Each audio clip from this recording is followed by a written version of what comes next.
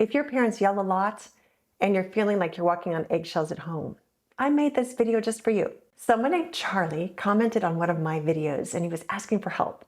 He's a teen. His parents yell often, but instead of shutting down or giving up, Charlie reached out, and that took a lot of courage. So today, I'm going to give you a tool that's going to help you change the tone in your home, even if you're just the kid in the family. I'm Annie Adjen. I'm a certified ADHD coach. I work with teens and college students and their parents to help them understand ADHD, manage it really well, and leverage its many gifts. Here's the problem. ADHD is mostly genetic. In fact, it's up to 80 or 90% genetic. That's the same genetic prevalence as height genes in families. So it's safe to assume everyone in Charlie's home needs a little help. Parents know yelling isn't helpful. In fact, yelling hurts more than just feelings. Yelling hurts children's brain development and makes ADHD symptoms worse. Now, Charlie, it might be really hard to believe this, but your parents are actually doing the best they can right now with the resources that they have. That does not excuse bad parenting, but it should give you a lot of hope that, well, if they had a different way of doing things or a new tool for problem solving, they just might start parenting a little differently and most likely yelling a lot less. In fact, I have a theory that I want you to test out. My theory is if you start using the tool I'm about to teach you, your parents eventually will start using it too. That's how much influence you have in your home, even if you're just the kid in the family. Don't ever underestimate how powerful a change agent you can be in your home. Okay, it's time for the tool. It's called VCR. The V stands for validation, the C stands for create, and the R stands for restraint. Validate, create, restraint. VCR. Let's break it down. First is V for validate. To validate means to acknowledge your parents' feelings, even if your parents' feelings seem totally unreasonable. To make validating easier, you can use what are called I messages. Like, got it, Mom. I hear you saying, I hear you saying it makes you angry when we don't clean up after ourselves. I hear you saying, Dad, that you need an hour alone to relax, so we shouldn't bother you when you get home from work. I understand, Mom and Dad. I see you're worried about me and frustrated with me when I procrastinate on my homework. Think of validating as kind of repeating back what you've heard your parents say. It's like paraphrasing. When you paraphrase, really try to empathize with your mom and dad.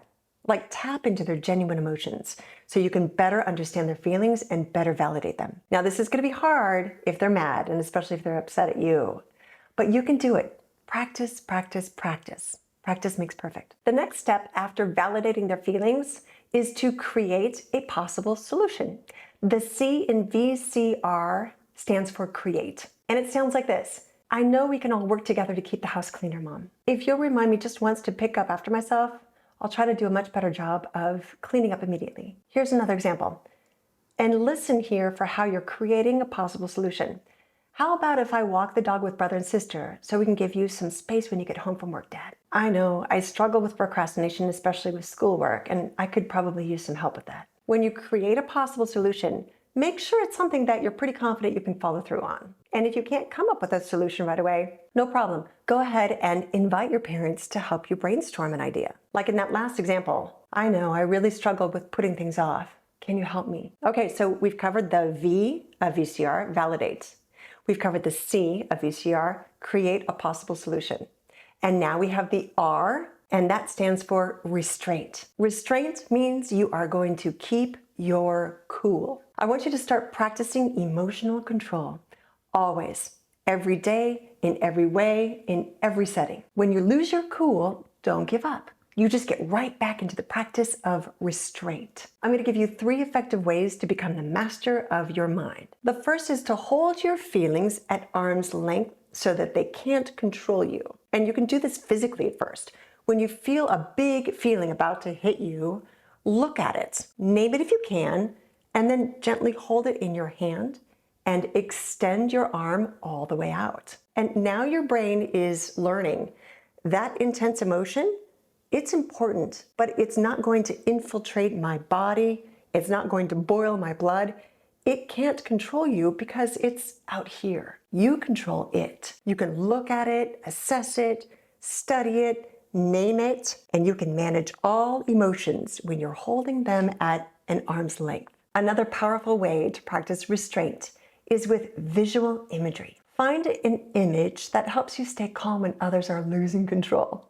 A favorite image that works really well for the teens that I coach is of a confident captain of a ship. He keeps that ship steady no matter what.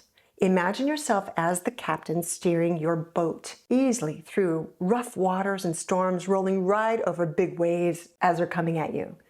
You're going to stay anchored when things get rough because you are connected and tethered deep in the seabed below. A third way for staying cool is with positive self-talk. Positive self-talk could take the form of saying a favorite phrase, like a mantra, and you repeat it over and over to signal calm throughout your body. Some of my teens imagine a devil on one shoulder and an angel on the other, and they only listen to the positive, encouraging things that the angel is whispering in their ear. There are so many things out of our control in life, but your reactions to what life throws at you are within your control. And by practicing our restraint, you will quickly become the master of your own mind. And there you have the tool. And it's 3 parts.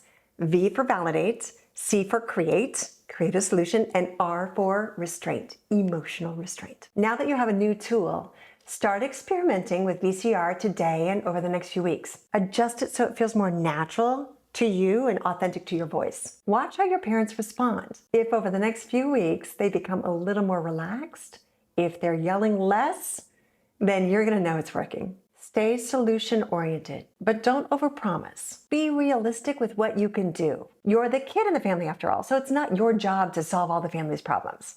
But you will be helping a lot by practicing VCR. You could even suggest that your parents listen to a couple of these episodes together, maybe while driving somewhere all together in the car. Charlie and every teenager out there deserves and absolutely needs a peaceful home to grow in the right way. What you're doing, Charlie, takes real strength. You're not just learning how to manage your own emotions, you're modeling what emotional maturity looks like at home for the people around you. And trust me, that really matters. It makes not only your home, but the whole world a better place. Even if it feels like no one's watching, no one notices your efforts, your calm presence, your thoughtful words, and your willingness to test out tools we know really work, like validate, create, and restraint, it's all gonna help you shift the energy, especially at home. It's simple, powerful, and a way to speak with both empathy and honesty. So keep practicing, keep believing in your power, your influence, and keep leading with love, because change starts with one brave voice. And today, that voice was a teen named Charlie, who I wish nothing but all A's in his every endeavor.